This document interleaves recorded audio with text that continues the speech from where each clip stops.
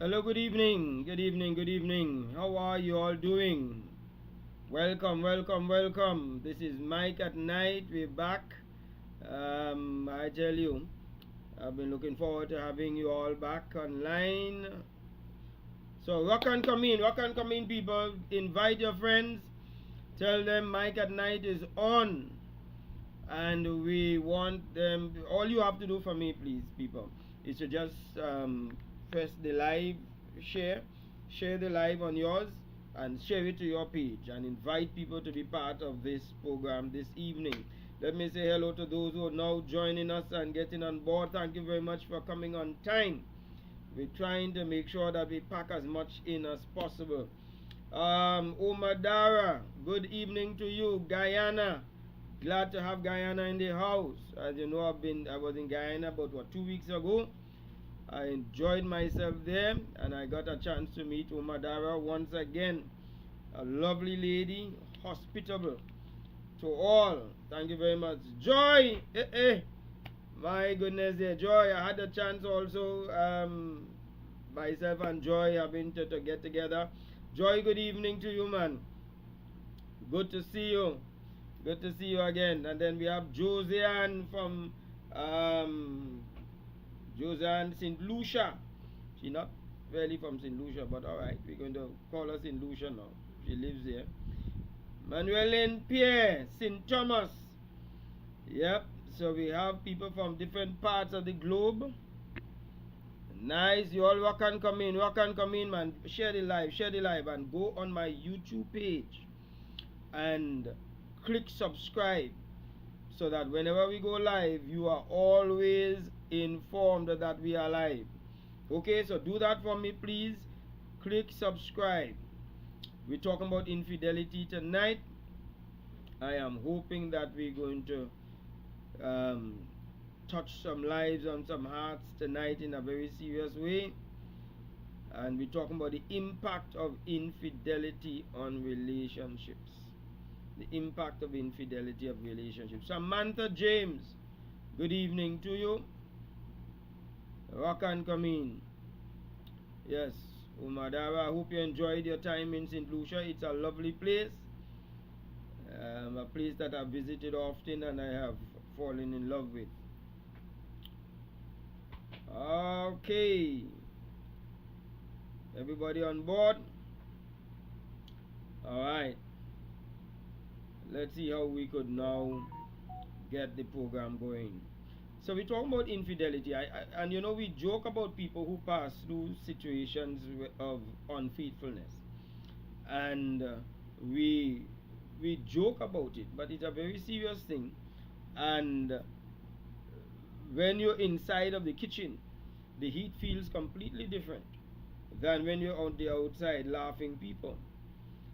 So let's talk about what infidelity is. Is it that you've got to have sex with somebody who you're not in a relationship with, or that you're in a relationship with somebody and you had sex with somebody that wasn't part of it? Well, I'm reading from, taking the information from a psychological authoring that shared the impact it has. And they gave the definition of infidelity is cheating or betrayal of the trust in a romantic relationship. So they said it happens when someone has done an emotional or physical act of intimacy with another person outside of the relationship. And this emotional act of intimacy did not necessarily say sex. So it could range from flirting, kissing,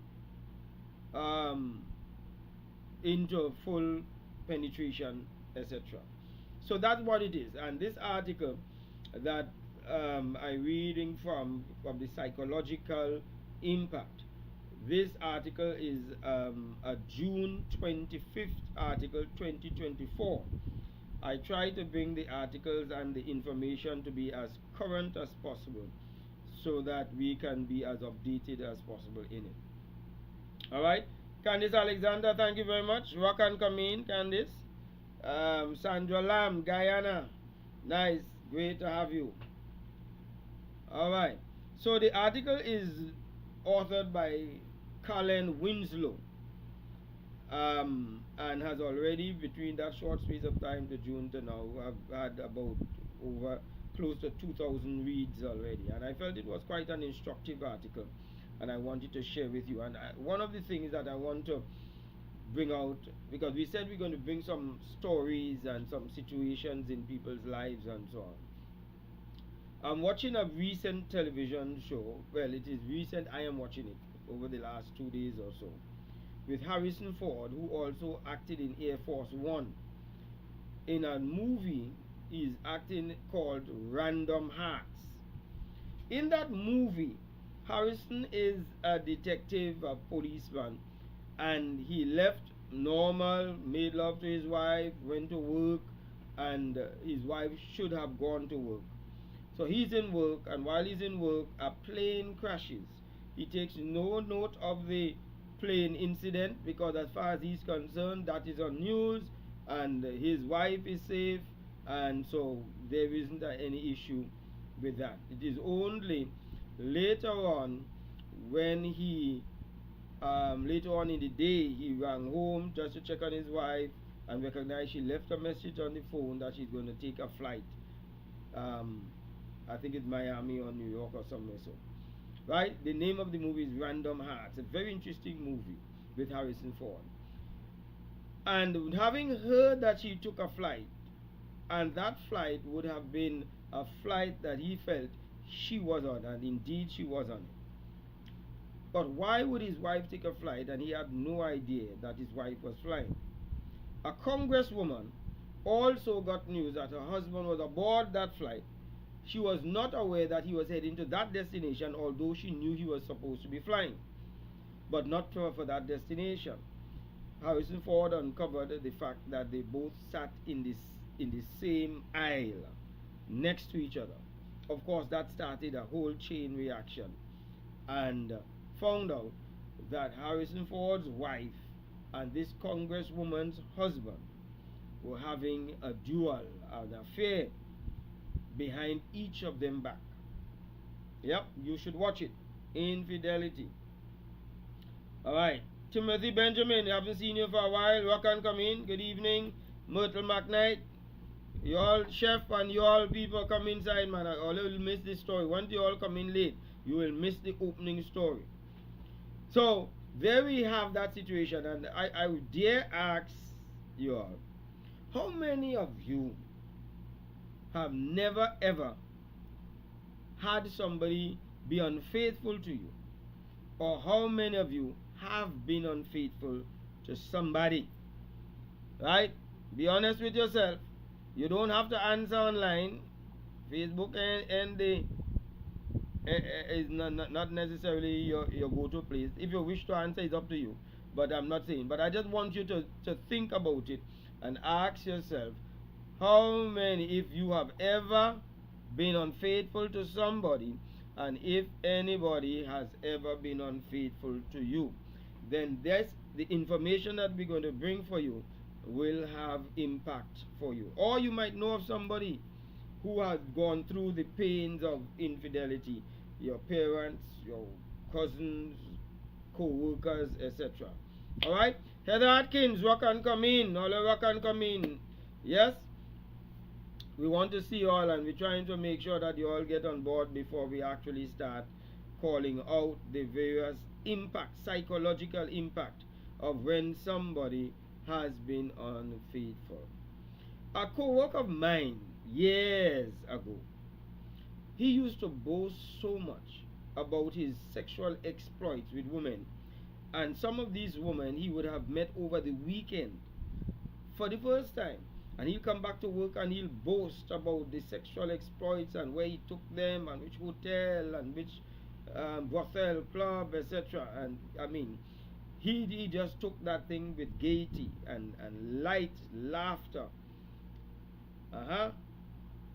Well, my friend found out that his wife allegedly was cheating on him, and he burnt the house down with his wife in it, from what I understand. The wife survived it, he did not know, and he proceeded and committed suicide. Infidelity is not easy, even to those who are committing it. It's not easy. And so he was one of those that I've never forgotten, and I've always told myself, sometimes when people doing it, it's hard for them to take the impact of what they themselves doing. So that's one of the sad endings of that story. I shared with you on this program already that I had a client.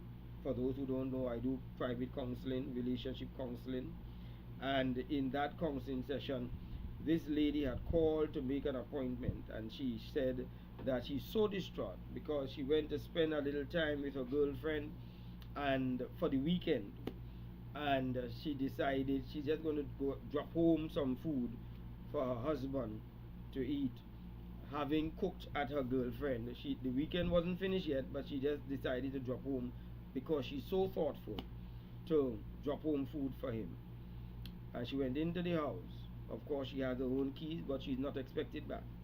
Inside of her bedroom, lying on her bed, having sex, was her husband and another woman. That's how she called me, and she called me begging me to meet, but it was impossible to meet at the time because she was living in Trinidad, another island of the Trinidad and Tobago country. And so we did make the appointment for me to come and meet with her. And she said, just share with me something to just give me hope, something for me to hold on to. I gave her a few words, but I thought would have been words of encouragement. She did say that it has calmed her down and helped her.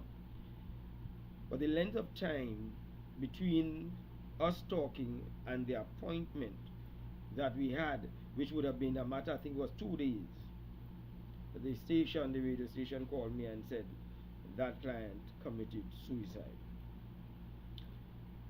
We laugh about infidelity, but what is joke for the boy or for children is usually death for crapo or frogs, for those who know it.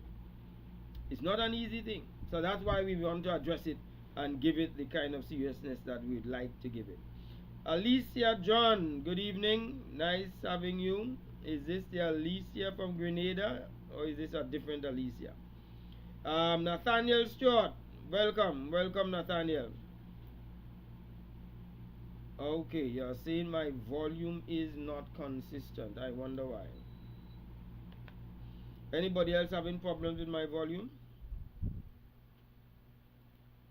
I tried not to touch any of the dials. Is there anybody else with any issue with my volume? Is it any better now, Chef? Alright. Let's see if we could turn some things down. Alright. Good evening. Wendy Norton, welcome. Oh, Malisa says she's not hearing well. What could cause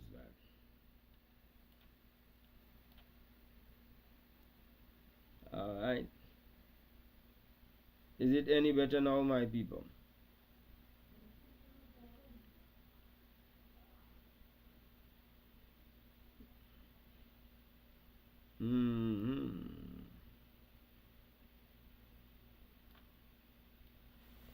Alright. Well, let's try it this way now. How is it now, my people? Okay, you said it's louder. Okay. Alright, because when I start, I want everybody to be fully engaged in the discussion. Alright? So, thank you very much for pointing that out, my people. So, we're talking about this trauma and distrust that we develop over a period of time. So, let's go now and I want to give you 7 psychological impact of people who have experienced this trauma of infidelity. According to the author. Number one is trust issues.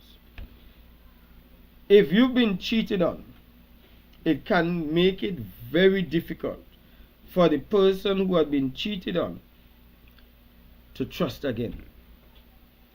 So while the person who breached it may be making jokes about it or may think that it is something to just brush off, and sometimes the person who has cheated and has apologized, sometimes that person thinks, if I've apologized, why are you still holding on to this thing? Why don't you just forget about it and let's move on? It's not that easy.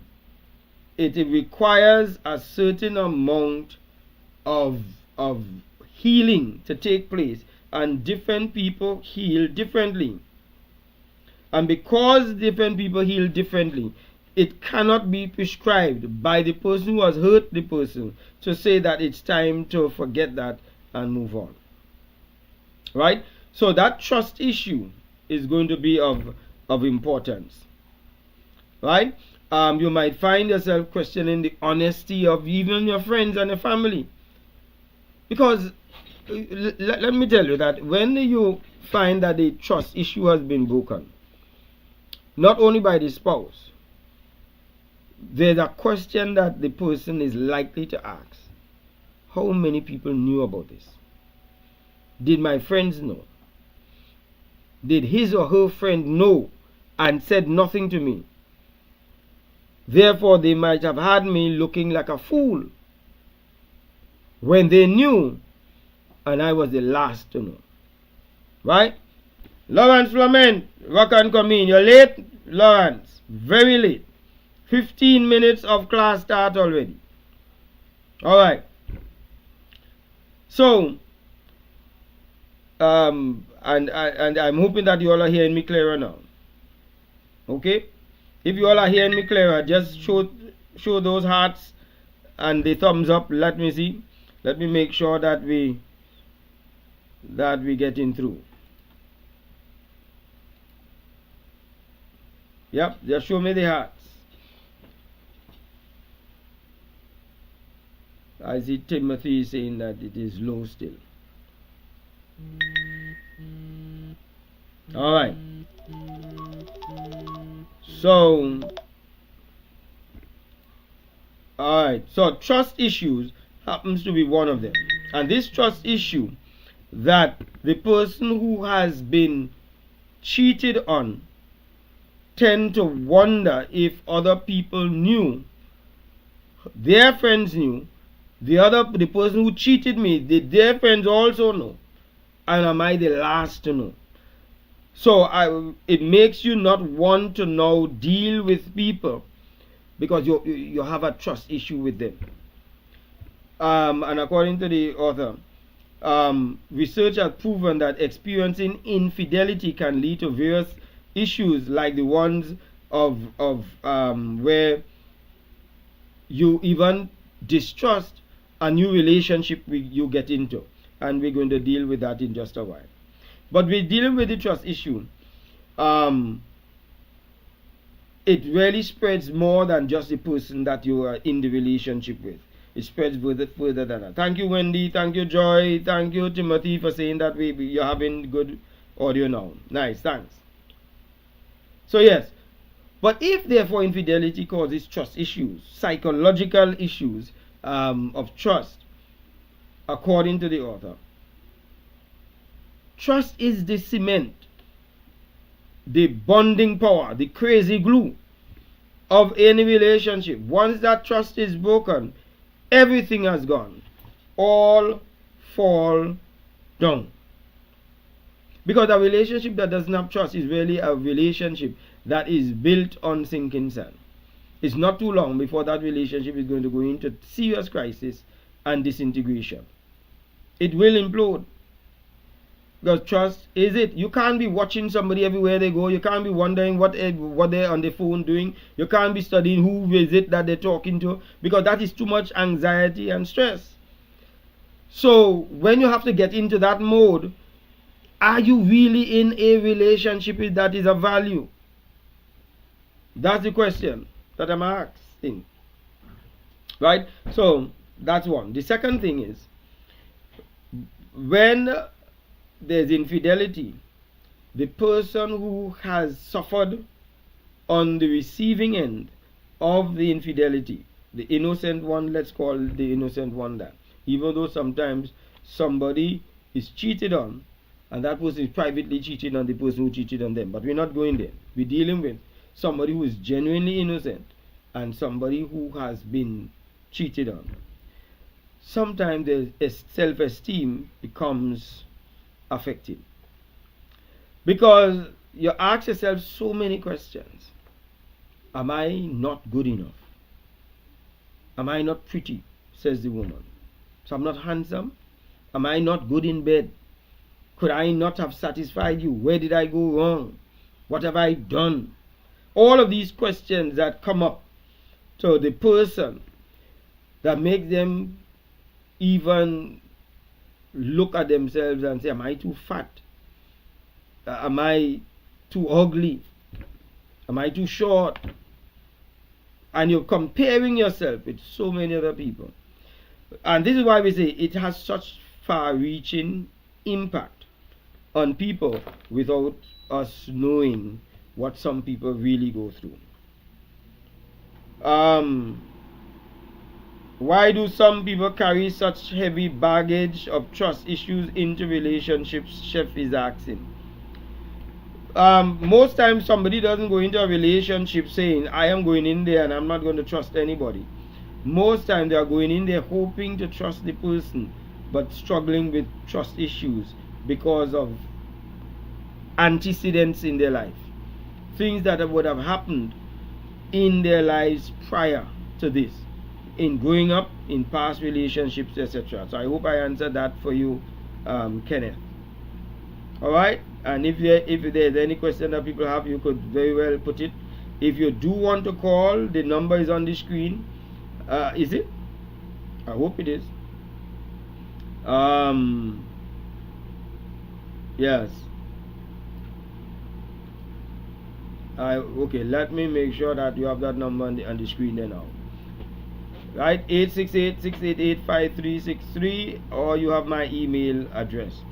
Because some people may require personal confidential counseling. We can't solve the issues online. Okay, so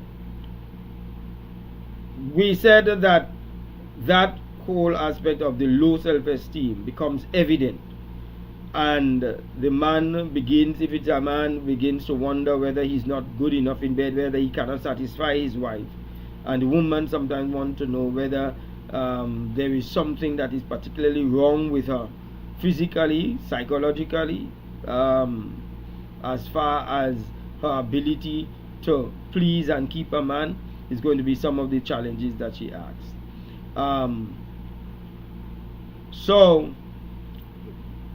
But that so low self-esteem also makes you suspicious when you see your partner dressing up to go out. You ask yourself, I wonder if they are going out with somebody else, and I wonder if they are going to be cheating on me. When they see a phone ring, is that the person who they're cheating on with me, or cheating me with? You see? Thirdly, so the first two is trust issues as a psychological effect of infidelity. Second one is low self-esteem. I hope somebody's writing, because I didn't write it down for you all tonight. Third one is anxiety and depression, which makes the person goes into a phase where they doubt their own sanity sometimes, their own rational thinking. They even wonder whether they did something, said something. Is there something with me? So they go into depression when they wonder about this. And this depression could cause them to go into waves of anger and confusion. They become sad one time, a sense of loss of the relationship. They become numb in some cases. Numb to feelings. They try to survive the pain. by numbing themselves and medicating their pain. Even some people start drinking, men and women start taking alcohol in order to medicate the pain, numb it, and hoping that if they bottle up everything inside, all of the pain is going to disappear. But it doesn't. It doesn't disappear. Right? So that anxiety also comes when the person enters, the innocent person enters a new relationship. They also go inside of there with trepidation. They go inside of there wondering and skeptical. I wonder if the same thing is going to happen to me in this relationship. And they may superimpose past situations into this new relationship. Past events they're going to bring here, and when the person does something that mimics the person who hurt them, this new person gets the brunt of it. So you spend sleepless nights because your husband has not come home yet from work, and you tell yourself, I wonder where he's gone. And you are stressed out with that. The man who has been cheated on is going to be worried that there is another man that is stalking his woman. Who is it? And I wonder if she gone again. You see? And some people, when they leave one relationship of infidelity, they come into another one that has no infidelity. Because of their behavior, they create infidelity in the relationship, because the person gets so frustrated with the insecurity of the person who has been hurt that person ends up going with somebody else to catch themselves. Thank you, Myrtle. Myrtle has given us the third one, anxiety or depression. Alicia said, if forgiveness is done right, it can be real. Alright. Who else we have here? How does one become so insecure? Is that rational thinking? Well, my boy chef, it might be that you have never been horned before, but because it is quite understandable that somebody becomes insecure if they had given their whole heart into a relationship and never saw this coming, because they're going to ask themselves, was I so naive and stupid? So they're trying not to be naive and stupid, so they overthink now, over research, over investigate the new relationship. Believe it or not. So that's to your answer, chef. How does one become so insecure, and whether it is rational thinking? And let's just address that rational thinking part that chef just raised. It is human in nature to do all he or she can to survive. Let me say that again. Human nature is to always survive. And because we are survival creatures, anything that hurt or injured us in the past, we become very keen to it from now and in the future, so that we are not hurt like that again. For those who know me, I got into an accident some years ago. I came to the middle of the road, was to make a right turn. So I'm waiting on the traffic that is passing me to go opposite to me. So I am going this way, the traffic is passing me this way, right? But I'm making a right turn across the traffic. So I'm waiting. And because a vehicle was way down and started to slow for me to turn, I was on motorbike and I made the turn, and when I was halfway across the road, the man never stopped. He just slowed and he hit me. For me, that is not something I can forget easily. So whenever I come in the middle of a road to make a turn across traffic, I'm very conscious that this clown may not be stopping. That is something that is survival instinct. So it has made me more cautious and more careful. And so if somebody has been horned in a relationship, if they have been butt in a relationship, if they have been flagged in a relationship, they become very keen as to the signals that was in the last one. They don't want to miss it in this next one. So that's where the rational thinking comes in. It might be hyper rational because they're overthinking. Right? So I hope that answered your question there, my boy chef. Alright. So we go on to the next one now. And let me just finish up that one on anxiety and depression. Where that comes back to where the text and the cell phone ringing, and they need to search for the cell phone because the person is always very, very careful now. And social media and the technology is one of the things that give us more stress than anything else. Alicia said she agreed. Josiane said naturally we are curious because fool me once, shame on you. Fool me twice, shame on me. That's right. So, and I think if a partner shared with you that they were in a relationship with the person was unfaithful to them, one would be thinking that this new partner would express some measure of empathy and understand that the person is going to come in with a bit more cautious inside of this relationship with you, even though you haven't done it. But this is the reason why we share our life's history with our spouses, so that they will understand why I think and behave this way. If a woman has shared with her husband that she was raped, that she was interfered with while she was small, it's not for something to be thrown in her face. It's something to show empathy and expect that things not going to be totally smooth and hunky-dory going forward. That's what true relationships, true love and affection does.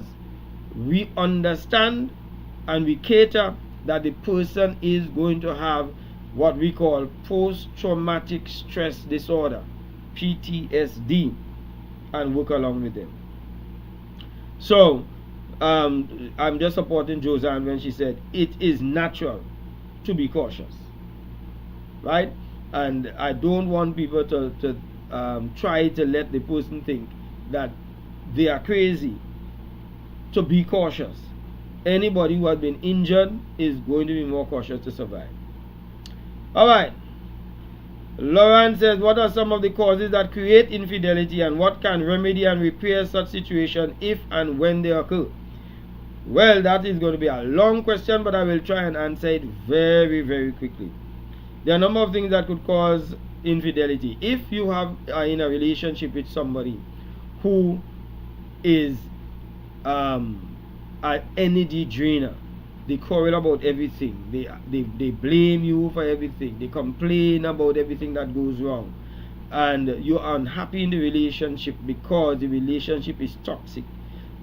People are drawn towards where love and affection is, regardless of who you are. Even if, and I keep saying this to the Christian fraternity, we usually think that because two persons are Christians, infidelity is an impossibility. It's not. You understand? David was quite a good man in the Bible, a righteous man. He was a man after God's own heart. And he stole a man's wife and killed her husband in the process. So Christianity is not immune to it. So let us disabuse ourselves of that. Because one of the things is, if the relationship is toxic, it could cause somebody to do that. Two, if in the relationship that you have grown up in a home where infidelity was operating like normal, brothers and sisters, your father, your mother, and so on, there is a high chance that inside of you there is that vulnerability, there is that inclination, there is that programming for you to be, under the right circumstances, unfaithful. Does it mean that you have to be unfaithful? I'm not saying so. So don't go away saying that you have to be unfaithful because somebody was. But you have the propensity, you have the kind of vulnerability to that. and we need to be appreciative of that being a fact. Alright, let me see. I hope I gave that one there. I can't deal with all of them. And the remedies, well, you know, there are so many remedies we could talk about, and part of that is having a new kind of heart, and that's where those of us who in Christianity believe that God can cause us to change our heart towards people by forgiveness, and change our lives even if we have been unfaithful, change our lives also. And that's one of the things, because it has got to be a change from inward. Sandra Jack says, good evening, got caught up in the news. Sandra, you're late, 35 minutes late for class. My goodness there. Charmin, good evening. I can't remember, I find Charmin late these days, you know. Charmin used to be the first one on.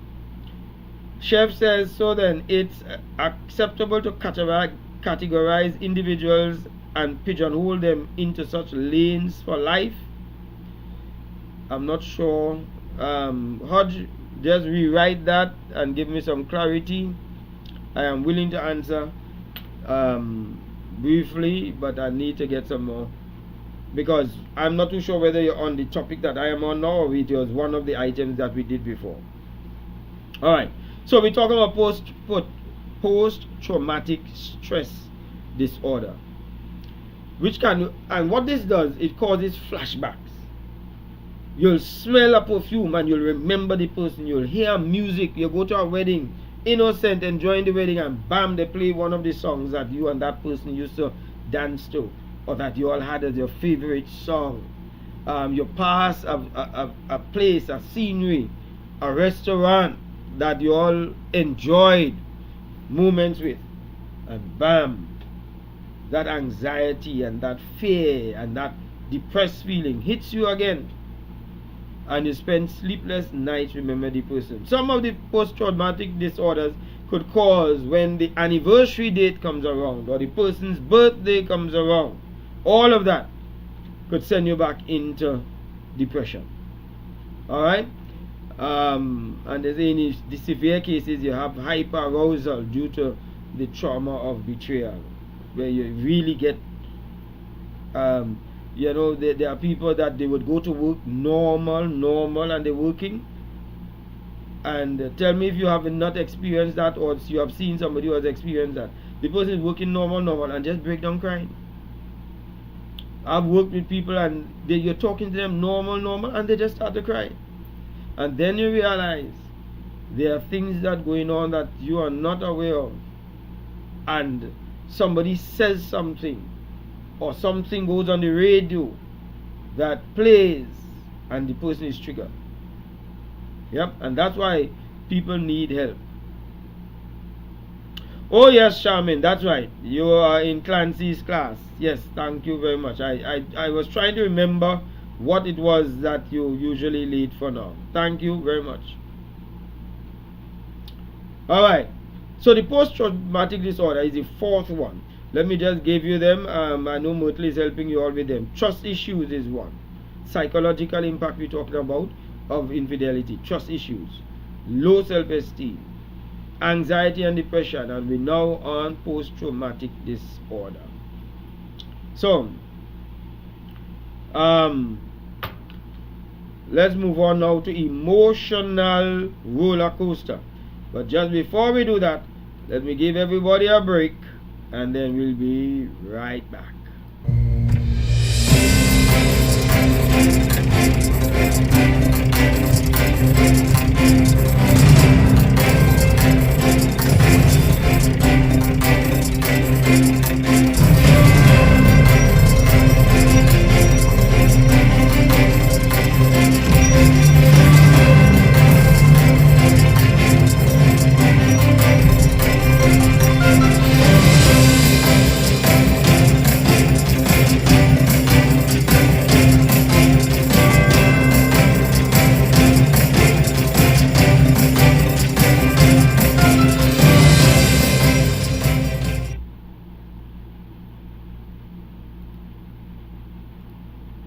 Okay, we're back. Alright. So, we're talking about the effects, the psychological impact of infidelity in relationships. And we want you to feel for the people who have experienced it.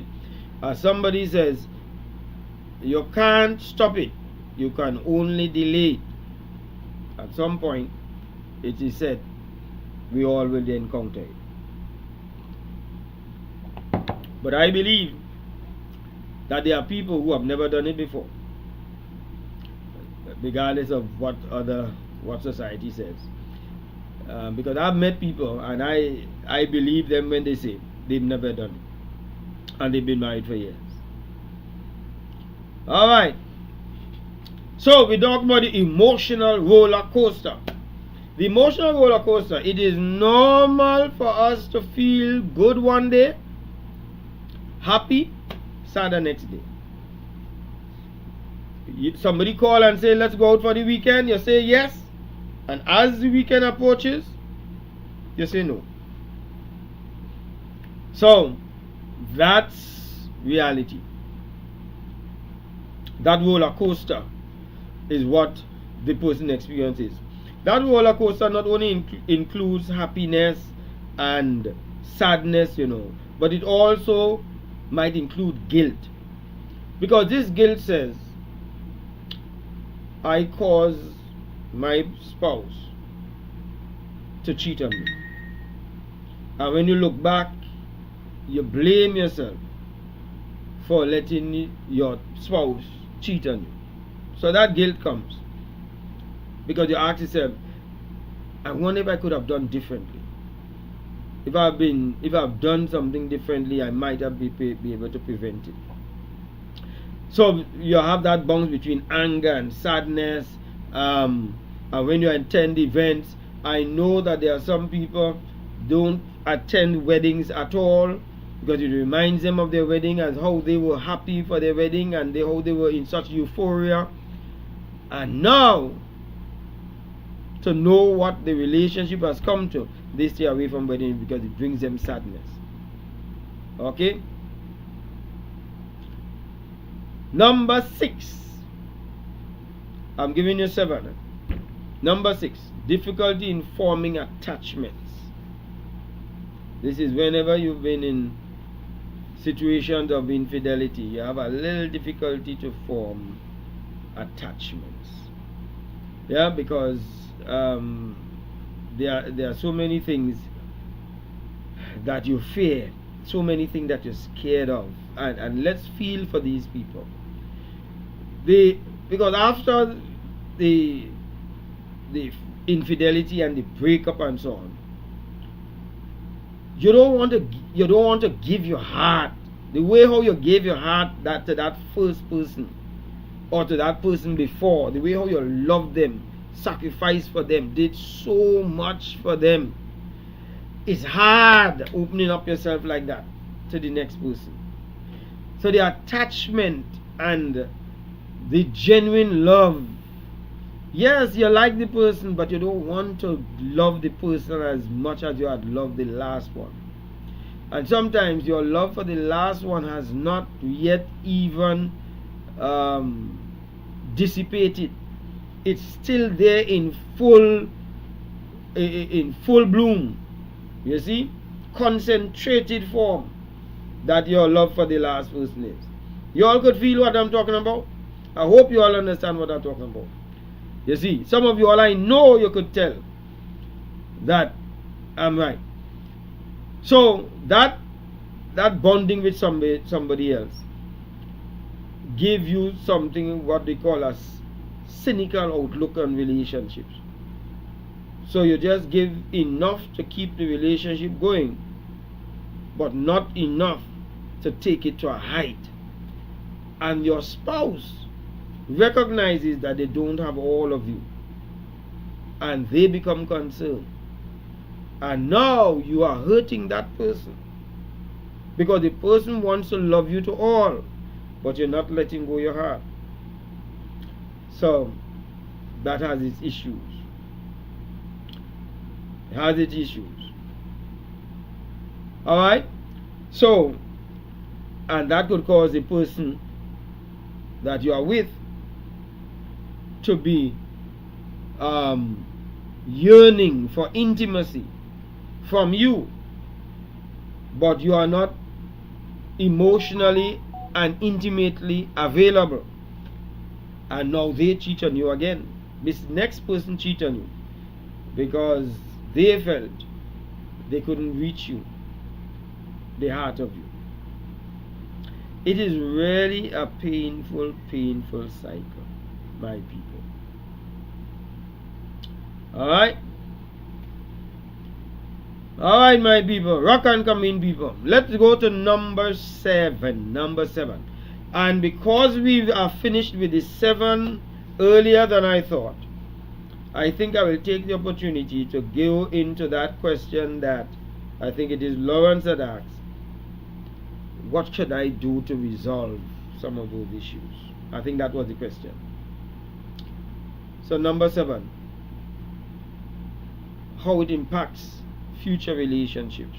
Because of the past trauma of infidelity, it is now going to impact your future relationship, which a bit of that we just spoke about, because there are still scars. It affects you emotionally. It affects your behavior. It even affects your personality.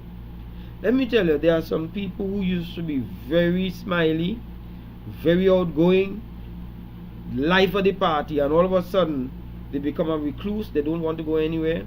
They're not smiling much. They're a bit irritable. Some of those people that you meet that look as though they're so to themselves, some of them have scars. And that's why they are, but they won't like that. They were brought to this because of the situation, the experiences, the painful experiences of a failed relationship. Worse yet, if that person was such a nice, giving, sacrificial, faithful, committed person, and then they found that they were in a relationship that did not return that. Good evening, Caroline Garraway. Caroline, you are coming in when class breaking for recess. That is how you used to behave, my girl, Caroline. You're coming in late. Alright, rock and come in. We're on the last one. Future relationships, how it impacts upon us. It leads to fear of commitment. You don't want to get married. Why? Because the last guy was unfaithful to you. The last girl was with your partner. So you become hyper vigilant, looking for things to go wrong in this relationship now. So people in this situation, they struggle with issues of trust, intimacy, commitment in new relationships. They are fearful of being hurt. Are you all with me? So that's for real. Let me just see what's on. So do you all want us to go into the solutions now, or you want us to deal with that for another day, another broadcast? Just let me know. Let me see in the meanwhile what people are saying online.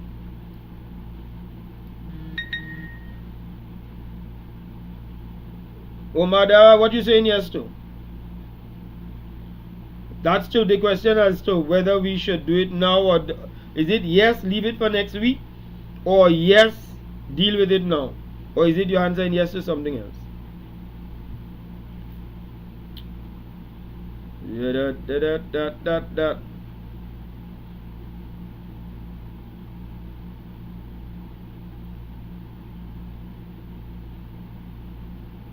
Okay.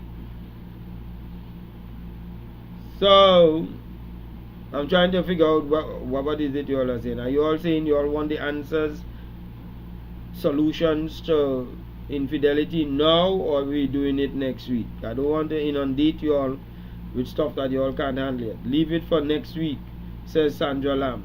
Alright? Anybody else? Deal with it now, says Umadara. Alright, that is 1-1. Next week, says Candice. Alright, so that is 2-1. Leave it for next week, said Charmaine. Alright? This topic need further conversations.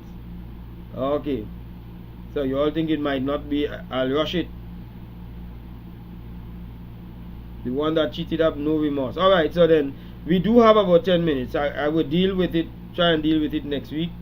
And I will try to now go into depth, because I think that is what people are fearing, that to use 10 minutes to go into the solutions, it might be rushed. So I'll deal with that. So if there's any question, let's deal with the questions. Any question anybody has, let's deal with it in the next 10 minutes. I want to give you your full 1 hour. Alisa said that the person who cheated has no remorse most of the time. Do you all agree with that statement from Alicia, that the person who cheated in most of the cases has no remorse?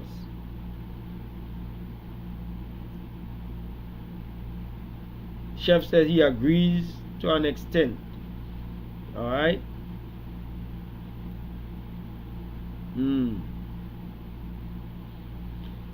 It's making me think.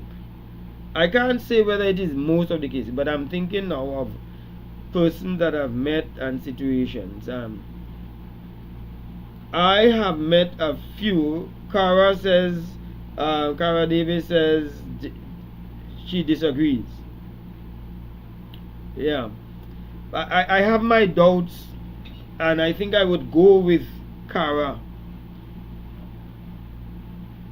that it may not be so. Myrtle says that they're ashamed. You see, I have met and I have known people who have cheated, and sometimes when you listen to the circumstances of cheating, while you don't agree that they had a right to cheat, the circumstances and the situation makes you empathetic to the cheated, and the person is not happy that they felt in such a situation to have succumbed to it. Let's say that it's a situation where, as has happened in more than one occasion that I could think of, where you have a spouse that does not like sex, does not get into sex and so on, and can very well put you on a sex famine for more than a month, 2 months, and more, and you do that, repeatedly. There are people who in the same marital relationship have not had sex in 6 months, some cases 1 year. I remember a lady tell me 1.5 years she has not had sex with her own husband. Could you understand? Do you think that that person who went outside, and I'm not justifying the going outside, although don't take no talk away from here and say Mike and brother Mike say that it's okay to cheat. That's not what I'm saying.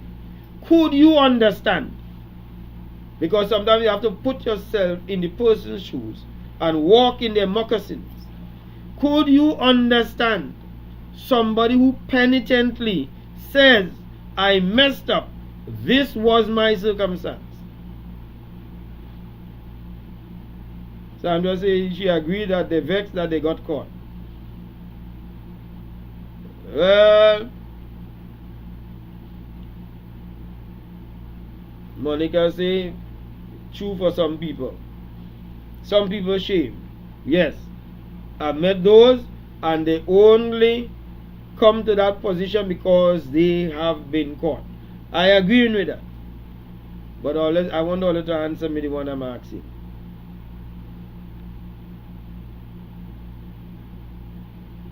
Can you identify ways to avoid infidelity in all situations, or is it a human condition? Alright. And Myrtle says, madness, that person is sick. I know, I'm thinking that she's talking about the lady who, or the lady who was in the relationship and has not had sex in 1.5 years. Joanne said, yes, she understands. 18 months. It wasn't sickness. She just don't like sex.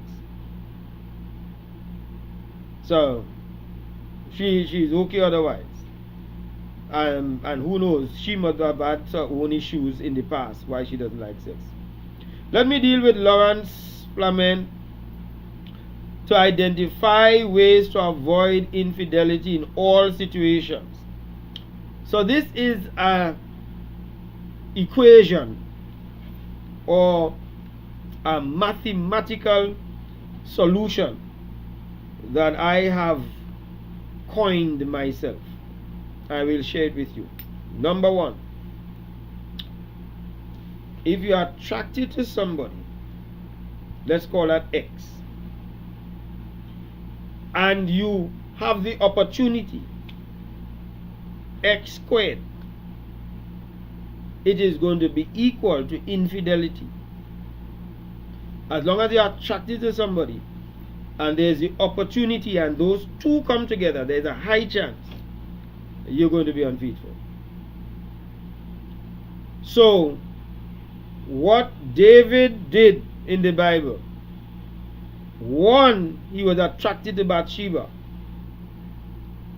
and he sent and called her. That is creating the opportunity. If she had stayed bathing there, he would not have. But he was attracted, opportunity, infidelity. So, in order to prevent that, and going now to Lawrence, how do you stay away from it? Attraction minus opportunity is going to save you. Infidelity minus. I hope you get that.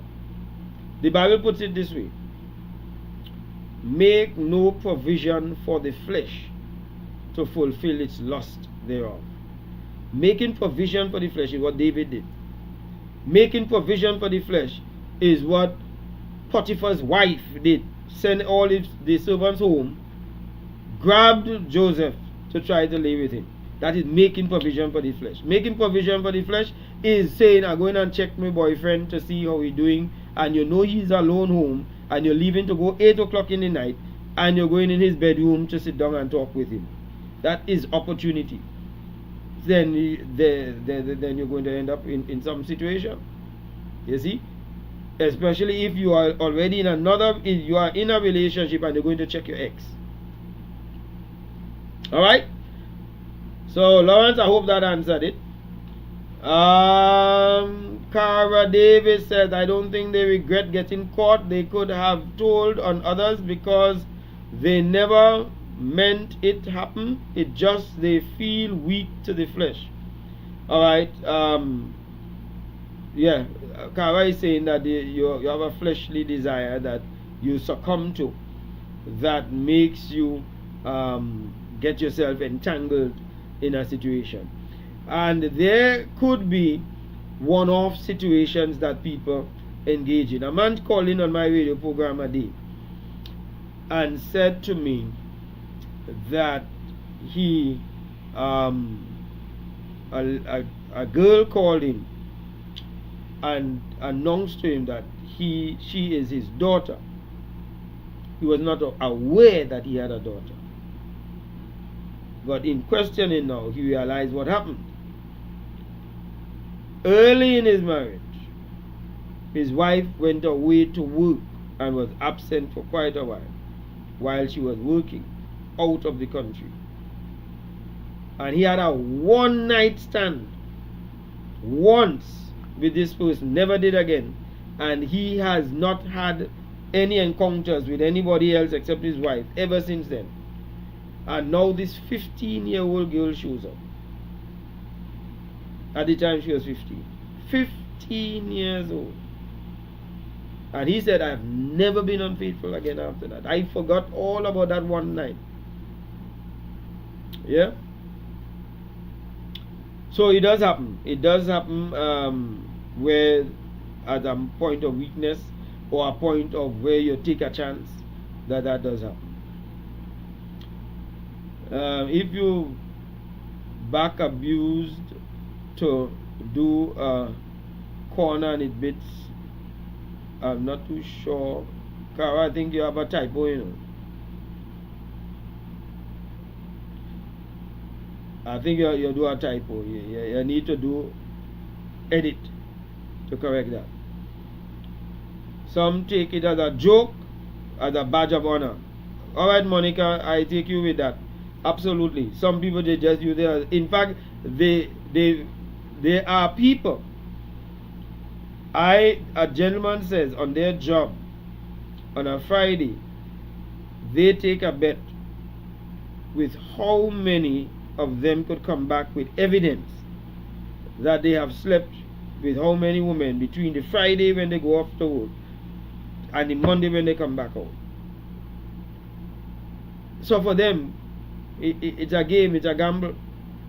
So all of these ladies don't even recognize that they are part of that gamble scheme. But in the first place, you ask yourself, some of them they said they met over the weekend.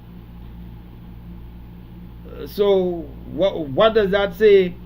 If you meet somebody over the weekend and they are willing to give you sex and the weekend is not even over yet, and guys making money off of it, both sides is half a dozen on one and six of the other.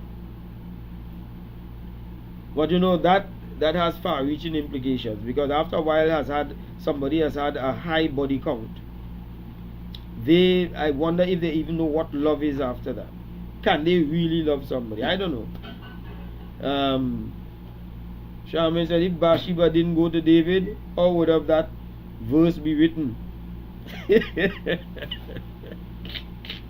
I don't know, Charmaine. But a very interesting question. Life is serious, Bertel says. Alright, my people, it's 1 minute after 9. Thank you very much. I enjoyed having you all, as I always do every Thursday. Tell your friends, join us, and remember we are on YouTube. Ask your friends who do not have Facebook that they can go to YouTube, and they can also go to the YouTube and see the past programs. But let them press the subscribe button and the bell. That would be able to notify them when we go live. Okay, my people, God bless you all. Hope to see you all next week Thursday, God willing.